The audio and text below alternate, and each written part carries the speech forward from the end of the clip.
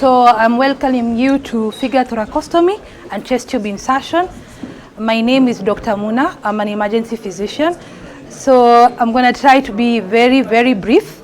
I'm going to explain because there is a very summarized indication, landmarks, and how to do it. Okay. So the most important thing, it's an emergency procedure, finger thoracostomy and chest tube insertion. It's a very life-saving skill. Indication is a tension pneumo or a very huge pneumothorax. And so what happens, the most important thing is to know the landmarks. So once you know your landmark, you know you're safe, okay? And you know the technique of how to put your chest tube, and you know how to secure your tube. We can get the landmark and you insert your tube and you're not able to actually secure. So when you move your patient, the tube actually comes off. All right, so now we have a finger thoracostomy. So finger thoracostomy indication is in a setup whereby you're not in a secure environment. You understand? You're not in a hospital setting per se, where you have help, where you have your monitors and all that. It could be a pre-hospital setting, like a place like you're in a paramedic. You've been called for a trauma patient on the roadside to transport the patient. You receive the patient, he's hemodynamically stable and good. On your way en route, maybe it's an hour road drive, maybe from Nairobi to somewhere else, or from somewhere else to Nairobi. You find your patient now is having difficulty in breathing. You are finding there is no chest rise on one side of the lungs. You find reduced breath sounds, and he's becoming hypotensive and tachycardic. You listen to your chest, you find there's reduced breath sound. So you are like confused. You're like, oh my God, there is most probably tension pneumo. So what am I going to do? So what you need actually at that setting, one is to know your landmark, okay? And you need most of the ambulances, and I think any paramedic cars, most of them have some form of a forceps, surgical blade, and a suture. I think so, right? So you'll have, this is a Kelly's forceps, it's a small one, but this is very adequate, and you get a scalpel, okay? So this is finger thoracostomy, setup where you don't have basically anything, okay? So as you can see, this is the nipple, okay? This is an adult chest tube insertion. This is the nipple. So you use this nipple as your landmark. So this is an anterior axillary line. Then this is the axilla. So mid axillary line and the nipple line, you cross a line in between. That is where you're supposed to insert your chest tube. It's either the fourth or fifth intercostal space. All right. So I'm in the ambulance. My patient is becoming diaphoretic. BPs are crashing. I've listened to the chest. I'm sure there's reduced breath sound. What do I do? I've known the landmark. I don't have time to give local anesthesia most of the time because it's an emergency. But if you can have chlorhexidine or something to just wipe, you just wipe very quickly. You get your surgical blade.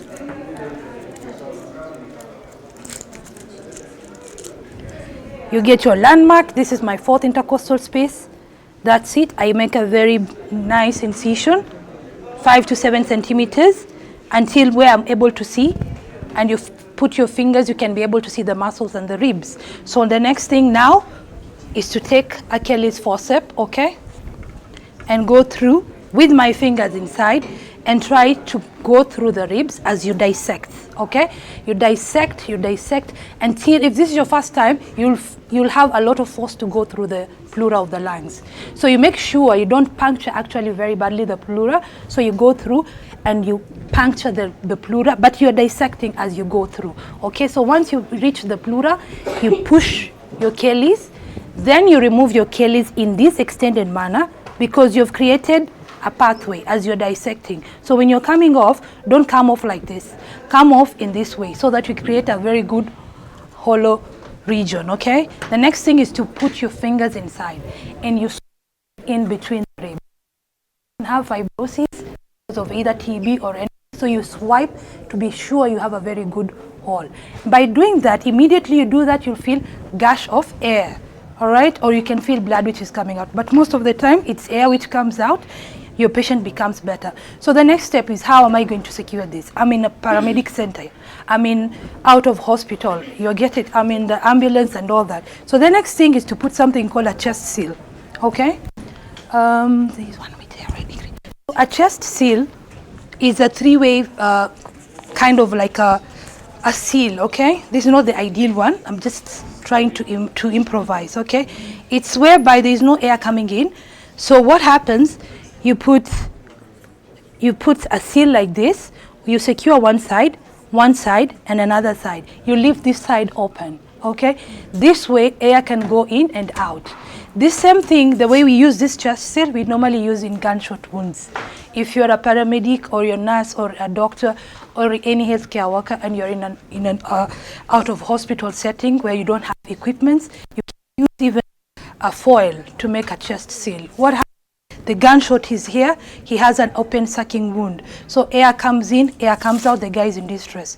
This, as much as it looks something very simple, it's very life-saving. So you cover only 3 places. 1, 2, 3. You leave the lower side open. Okay? So that is finger thoracostomy. Excuse me. Yes. A request from the backbenchers. Yeah. We enlarge the circle. Okay. We move back to enlarge the circle. Okay.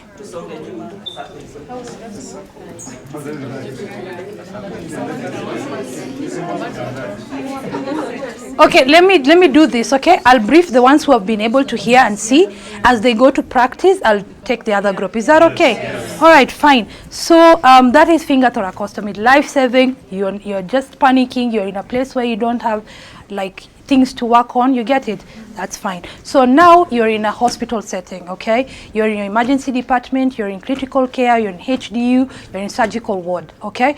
Your patient is stable, maybe it's an event or a patient was just coming from trauma, you have received in A&D, okay? So you see your patient is actually getting breathless, okay? You listen to your chest or you've confirmed with an x-ray or a POCUS, an ultrasound. You've known there is reduced chest, basically I have a fluid or I have air within the lungs. So what do? Same thing, landmark, okay? Anterior axillary line, mid axillary line, you use your nipple mark. For women, if you can, because of the nipple, you can use the calf, okay? The under the breast, you can use that as a landmark, and you go 4 to 5th, okay? So now we are in a hospital setting, you get my point. That's a place the patient is safe, okay? That's a place where the patient needs to be pain-free. We do not need to cause more, you know, more pain and more, what, you get my point. So what happens? Obviously, you've given your patient some pain medication. I think you've done procedural sedation. So you give the patient something to control pain, okay? Because this is a very painful procedure.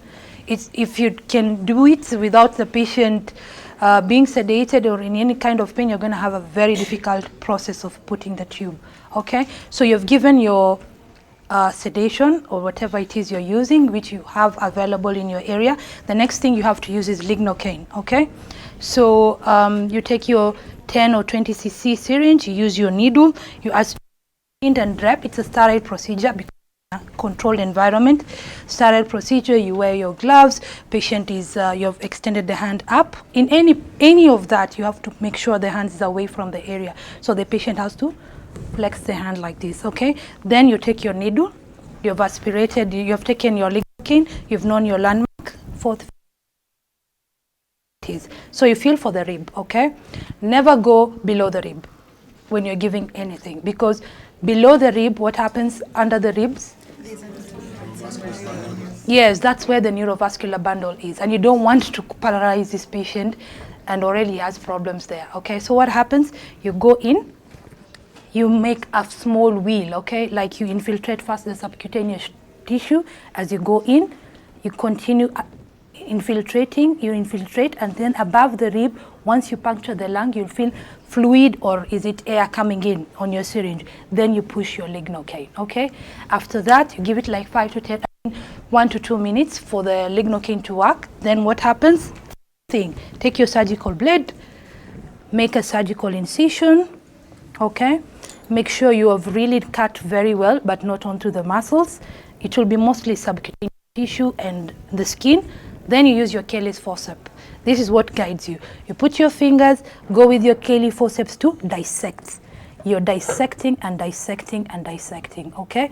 Once you dissect with your fingers, you feel now you're getting into a hard surface. You push your Kelly's inside until you feel a pop, okay? Once you feel a pop, you do, as I told you before, leave your Kelly's open, pull like this, outward, swipe in with your fingers to make sure you have a very good hole. Then you take your chest tube. So there are numbers of chest tube. We have size 24 to 32 to 34, all that numbers. The smaller the size, the smaller sizes we normally use for air. If you have air within your lungs, pneumothorax, this is the best tubes to use for. But if you have pus, you have blood in the lungs, you use a bigger gauge, okay? So what happens, some people can go through this fenestration to insert. Some normally just insert like this. So you put one here. You need also another Kelly's forceps to secure down here, because once you insert, you know, the air or the fluid, whatever it's going to be there, it's going to come off. So you secure here. So after that, I use my fingers. Never miss to use your fingers. Never put this thing without going through with your finger. So your finger is going to guide you through, okay? You felt it. I know my incision is quite a bit small, but you felt your fingers go through. You insert with your fingers until, as you are guiding it, okay? It's such a, then you push it in, don't remove your Kelly until all the fenestration has gone through. So what happens? You're pushing backwards and upwards towards the head, okay? So once it's gone in, this one is already clamped here, you will see air coming in. You'll see the chest, see the difficulty with breathing, going blood pressure. Okay, so the next thing is to secure this tube. So how do we secure? Most of the time we use silk, 10. Why? Because it's one of the strongest sutures. It's very hard for it to come off. It's very hard of it to tear off, okay? Even when you're tying. We are using here nylon. Ideal, it's just for demonstration, okay? Because this one, even once I suture, chances of it coming off is very easy, okay? So you use the hardest suture you can get, and most of the time it's silk 10, okay? So, but you just use whatever you have at that time, okay? Because so that the patient that you say, oh, I don't have silk.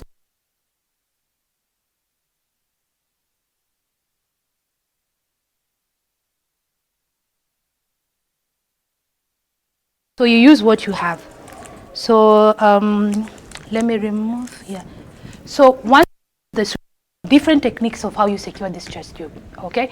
Different techniques, different methods of having the water seal drainage, but the standard is when you're having a water seal drainage, make sure you have 500 mils of water. I know in the government setting you use, you know, those bottles, the what. So it's still the same setup. So 500 mils, make sure it's there, and you connect to your drain, okay?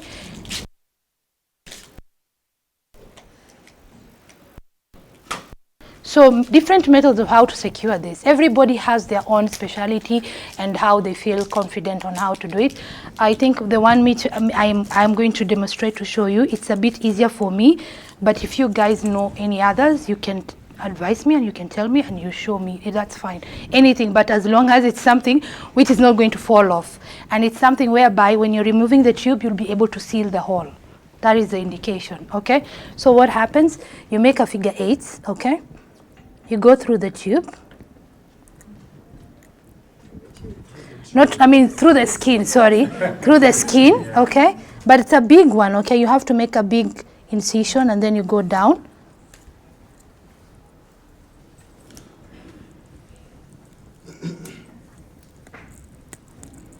And then the other thing, you have to make sure you use your right equipment, okay? Needle holder and your forceps, okay? So that, you see, I told you, it's a very weak suture, okay? Then you pull out, you see, even it's come off, yeah? But anyway, it's supposed to be, you go through here and down to here, okay? Then you have this. So many people have a method of how to secure it. Some people, me, I like doing a knot here, okay? But I don't tie it completely. So what I do next is just to go around the tube, okay? I just go around the tube until where the knot is. Where the knot is, then I tie it, okay? After I've tied it, then I make surgical knots, okay? I make surgical knots until the end, okay? Then the next thing is how to cover, because if you leave it open, air infection can go in. So what happens? You have your you have, then place in between your tube. Okay, then you use a slick. If you can use a slick or type of dressing, but most of the time we like using slick because it's air and water resistant. So when it covers like this, it becomes too tight. Okay, so you can use either of that. So this one is zinc oxide. Even it can work. You use whatever you have, nothing fancy. Whatever you have, you can use that. So you secure here and you secure down here. Then you use a very small strapping also to attach it to your rib around your chest, okay? And then you put on your underwater seal drainage, okay? So this is what you need to know, okay? First, improvement of symptoms. 2, this swinging of the chest tube, okay? When the patient breathes in, yeah, just attach it, okay? Now, after we have secured, you attach it, okay? Water is inside. So one thing, you tell the patient to cough. You see it's going to be swinging if there is fluid, okay? If it's hemothorax. If it's air, you'll see misting and you'll see bubbles coming in the chest tube. You know in the right position and you know the patient is getting better. Now, if you have inserted a, okay, hemothorax. So if you're like more than 200 mils per hour, you need to clamp back, okay? You clamp back your tube, transfer the patient to a cardiothoracic center where they're going to open up the chest. Major involved. That's a free tap. Have you seen PPH? Yes. Same thing. So maybe the aorta or the vena cava, a big vessel has been injured, and the moment you do that, the patient is going to go into hypovolemic shock, and you'll panic thinking you're the one. The other thing is, don't think by closing this you're going to worsen the situation. After you've put the tube, the patient will become better. And you have seen you've drained 200, just clamp it. Tell them, you see, I have a hemothorax draining more than 200 mils per hour. I've clamped it. I don't have blood, right? Just give your fluid and you transfer the patient to a center where they're going to be able to do a thoracostomy. Okay? Are we clear? Yes. Are we ready to practice? Yes. Okay, so there are 2 tables. We'll improvise whatever it is. The most important thing is to know how to go through the rib cage, okay? So that you can be able to secure the tube. Know your landmarks, know how you put your lignocaine, know how you secure the tube. That is the most important thing. Never be a procedure, okay? It's a very life-saving, very life-saving. Many people have died because of something which could be reversed. Pneumothorax is something you can reverse. Hemothorax is something you by just a very simple technique. Is that clear? Yeah. Let's do it. Yeah. Okay, so now the reason why we are not using a trocar is 1, you can actually underestimate. I mean, you can overestimate, and you're having so confident, like, you know, I know my hands are very fine skilled. There is no way I can push this whole trocar. But there are very many incidents that people have inserted a chest tube and gone through the heart, the atrium and all that. So all surgeons, all cardiothoracic surgeons do not advise on using the trocar. That's why even in our setting, you'll never find a trocar. We never use that. Okay? Because you think you're confident, like you're like, I mean, it's something I'm controlling with my hands, but you never know. You can push through and then you pull through up to the aorta. Yes. Okay? Yeah, or even the heart. I mean, mostly the heart. So the trocar is indicated. Okay? All right, let's divide ourselves. Move? Yeah, okay. Just come here. Stay here.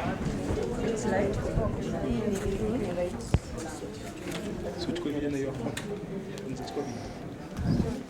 Landmarks. This is the bar line. Yeah, that's why I'm a bit confused. I don't think it matters at the So okay, so I just made it. So you're taking the stand or there's a need for So there is finger thoracostomy and there is a chest tube insertion. Okay, finger thoracostomy is a life-saving procedure. You're doing it in a setting whereby it's not a controlled environment. Okay, you're on the roadside, you're transferring a patient, all those things. Okay, so what happens? Your patient was fine, suddenly reduce the breathing, reduce breath sounds on one side, getting difficulty in breathing, you're getting hypertension, your BPs, hypotension, you're getting tachycardia, you know, okay, you're having air within the lungs. So what do? Immediately look for your anterior axillary line. Okay, so do you know how to do the needle thoracostomy? Whereby you have tension pneumothorax, you go to your second intercostal space, mid-clavicular line.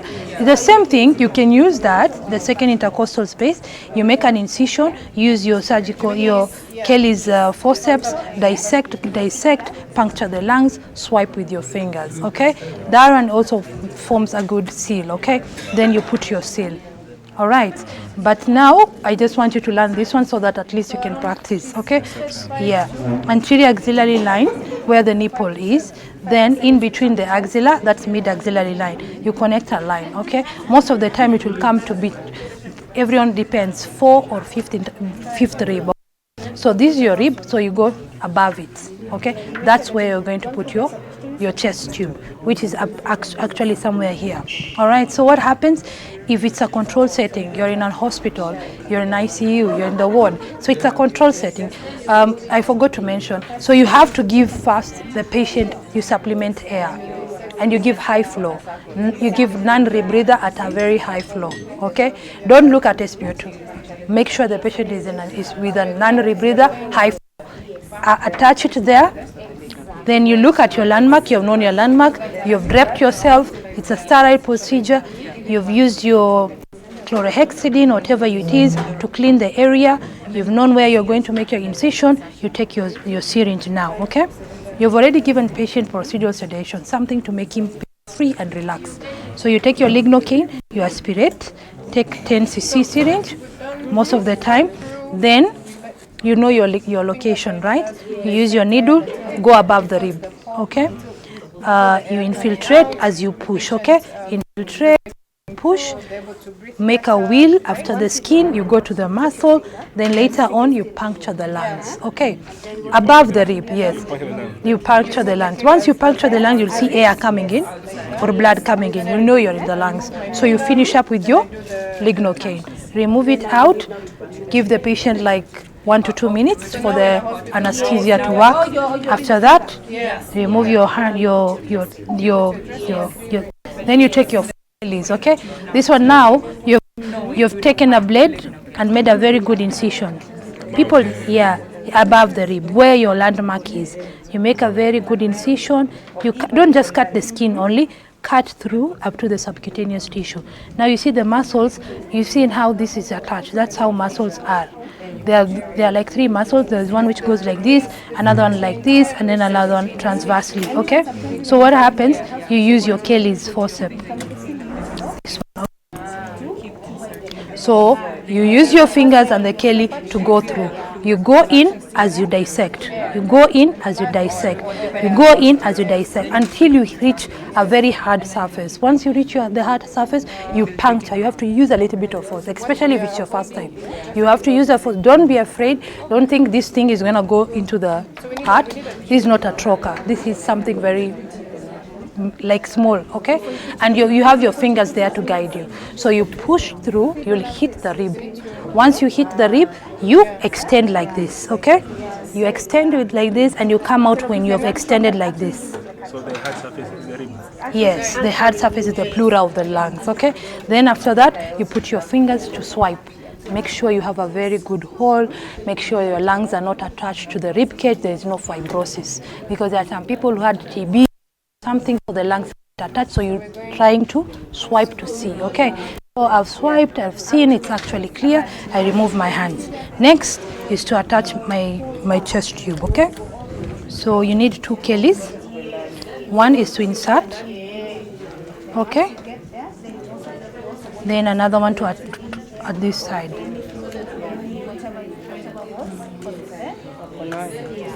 Okay, so you need another one. Oh, you can just use it. But you make sure you have 2, okay? Yeah, this one can. These are McGill's. So what happens after that? You use this to insert, okay? You use your fingers as you go through, okay? You see? You feel it, I feel it as I go in, okay? I go in. You see that? Yeah. Then after that, I've seen it's inside, so I push it upwards, okay, and backwards, okay? That's how you push it, you push it, you push it, okay? But here you've already clamped, so you'll see air misting, you'll see whatever fluid coming out, okay? After that, now you have to secure, okay? You'll have to use, let me see. So you use a silk 10. It's one of the strongest suture. There is no way if you suture that and you'll cut off in the process. It's because you've seen I'm tying several times. So if it's a very weak suture, in between you've cut, then you have to start again. You get my point here? So 10 is one of the hardest one. But anyway, you can use any silk which you have, or whatever you have in your facility which is strong enough. You can use that, okay? Don't say, oh, we don't have this, so I'm not going to put a chest tube, okay? Then let me show you. So everybody has their own technique of how to secure the tube. Okay, you can do a very good job inserting and doing all that. Then you didn't secure the tube well. The patient is being transported from the ambulance to the emergency department. The tube is out. The patient is transported to CT. The tube is out. The patient is transferred to ICU. The tube is out. Now you start again, ground zero. Okay. So what do? You take your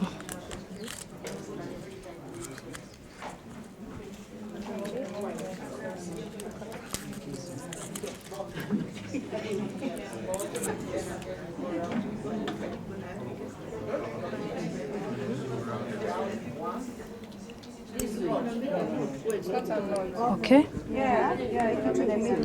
So you go through here.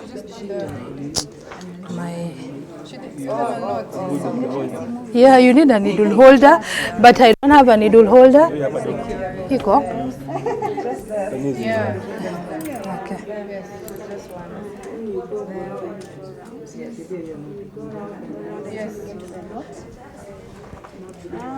You just make like a figure 8, okay?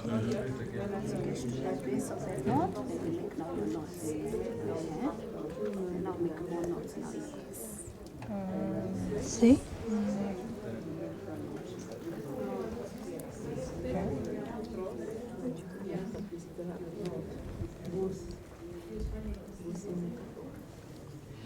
How do you measure how far and then come above. Yes. How do you measure how far to advance the chest tube upwards? Then like this. There, okay? Okay, so that's like figure 8. Then you cut off this side. There was a scissors here. Until the end.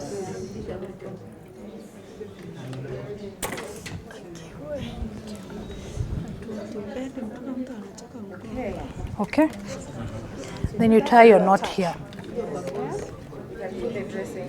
I'm going to be gentle because this suture might fall off, might cut off, sawa. So you see, I've tied a knot, okay? But what I do, I just hold my knot and I tie around the tube until where I reach my knot, okay?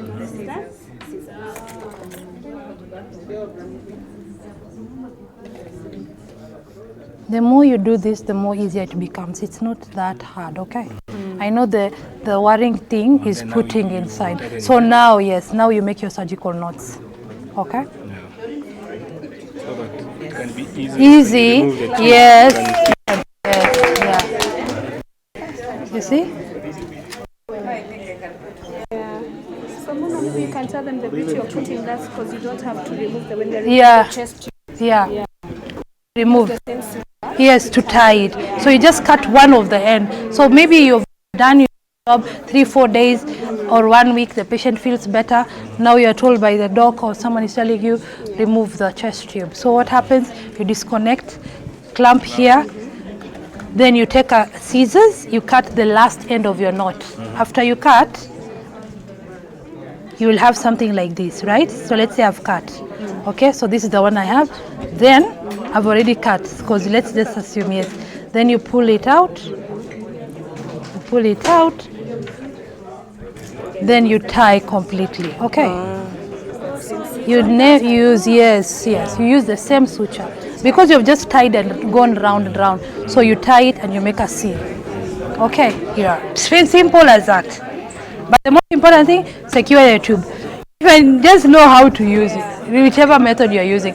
Let the tube not fall off. Yeah.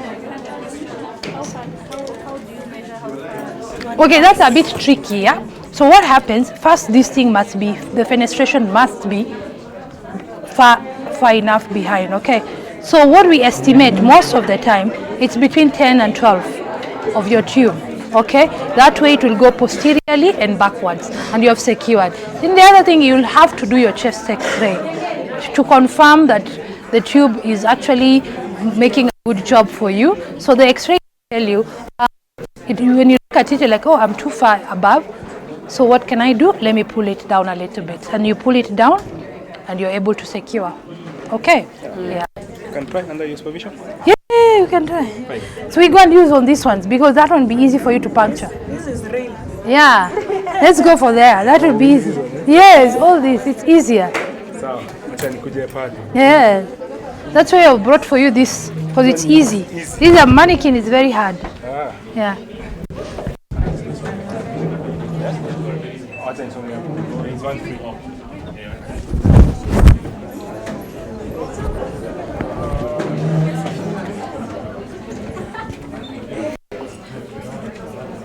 Okay, let me see. Let me just.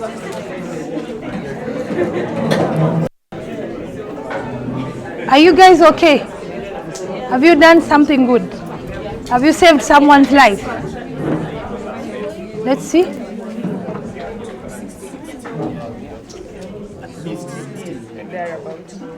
How are you feeling now?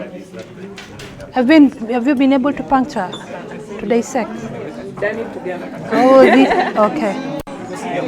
So it's similar thing, similar to the normal rib. Yeah, the most important thing is to dissect. Pull through as you dissect, yes. It's a bit hard, yes. Once you, and then that's the other thing, you don't want you to damage the pleural. Yeah, that's why you use your finger. Never lose your finger. Okay, yes.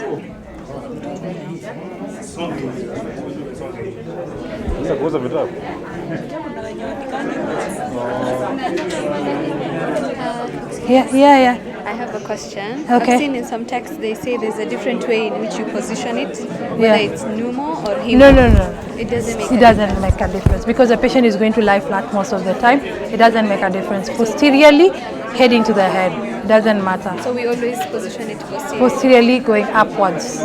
Yeah, because most of the time, patient will lie on the affected side, and that's where the pneumo or the hemo is going to come through. Yeah, there is no difference. And for the tension pneumo, we can also do the three-way valve. Yeah, you can use that one. You know how you normally do the needle thoracostomy? You can still do finger thoracostomy, and you put your three-way seal. But the second intercostal. Postal space, mid-clavicular line.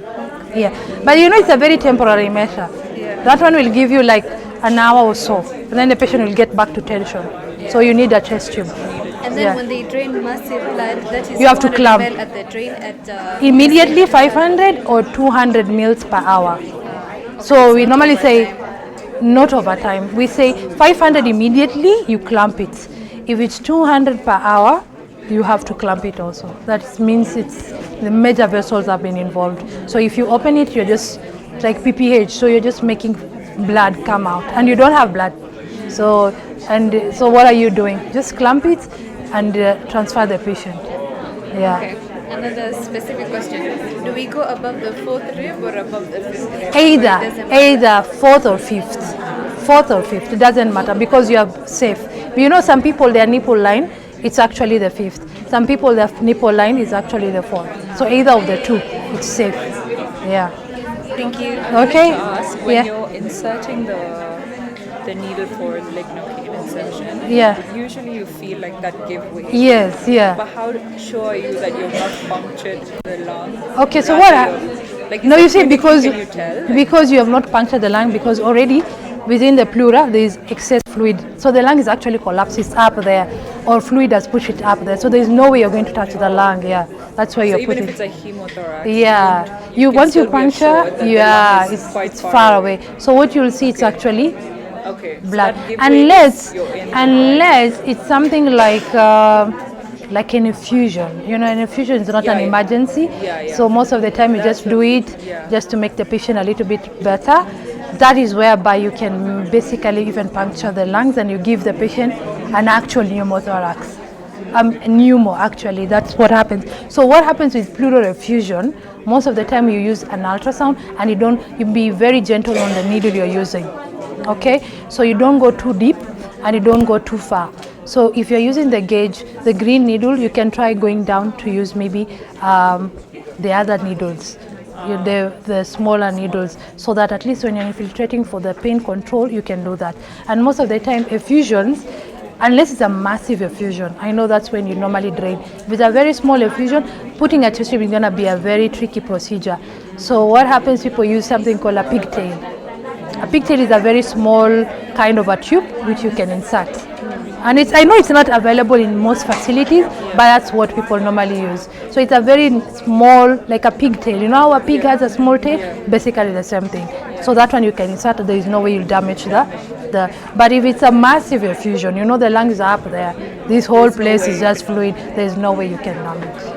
Okay? Yeah, thank you. Okay.